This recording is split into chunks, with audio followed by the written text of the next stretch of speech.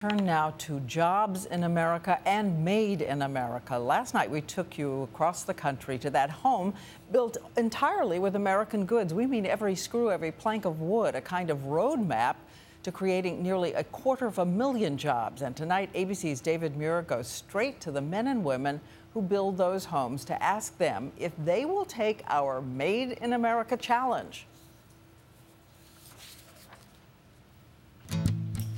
It was a formula for creating jobs so intriguing, we traveled the 2,100 miles to Bozeman, Montana to see it for ourselves. The flags flying, the ones painted on, and then that home with its own patriotic promise. Here's the house here. The builder convinced it will pave the way for hundreds of thousands of new jobs right now. We made our way to the front door, and inside it's the first thing we hear. Those three words, Made in America. Every piece in here is made in America. Every nail, every screw, every piece of tape, the paint on the floor. Anders Lewandal is not just a builder. He holds a degree in economics, and he also holds that list of American products he found all over this country to build this entire house. And remember just how many states are represented?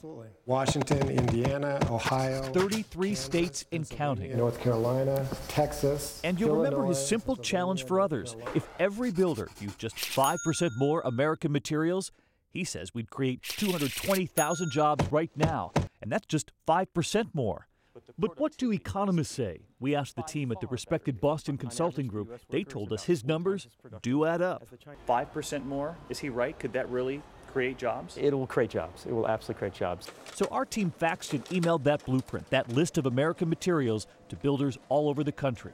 We're hearing back already. In Oklahoma, wow, that is an extensive list right there. This contractor, Tariq Saad, got on the phone and started ordering while we were there. The nails first. Do you guys supply the gun nails, a manufacturer of maize? You do? Okay, and they're American made, right? Okay, let's go ahead and get that set up. And this architect in Miami, Florida, was surprised as soon as she started reading the list. Moen, those faucets, sinks, showers. I thought it was a German company. It's American, and she says she'll buy the American items priced the same as the foreign ones. And on Facebook, so many of you wrote about joining in too. My son-in-law is a contractor. I'm going to print out that list. One woman said her husband in construction has worked just one job in 32 years that had that requirement, all products be made in the USA. And Paul, a remodeler from Michigan who went to our website and got the list.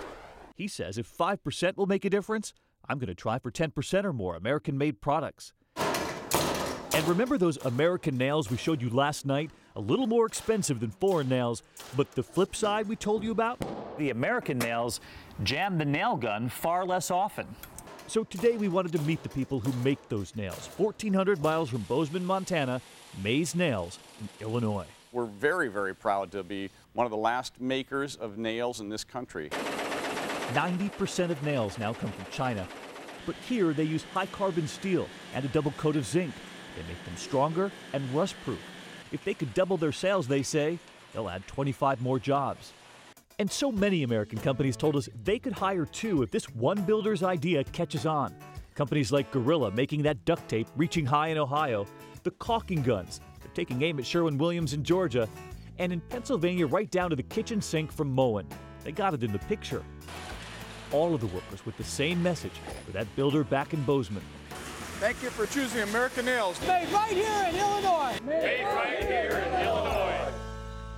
Love those guys. The cost of the home, by the way, nearly identical to what it would have cost, running about 1% more, they tell us right now. And by the way, that J-bolt last night we told you, they couldn't find one anywhere. They had to get the steel from Utah, Diane. That was it, right? This was it. They had a machinist down the street in Montana make it. Well, sure enough, we heard today from a guy who makes J-bolts in Commerce, Georgia, and he says, I can make them for 11 cents less than the foreign counterparts.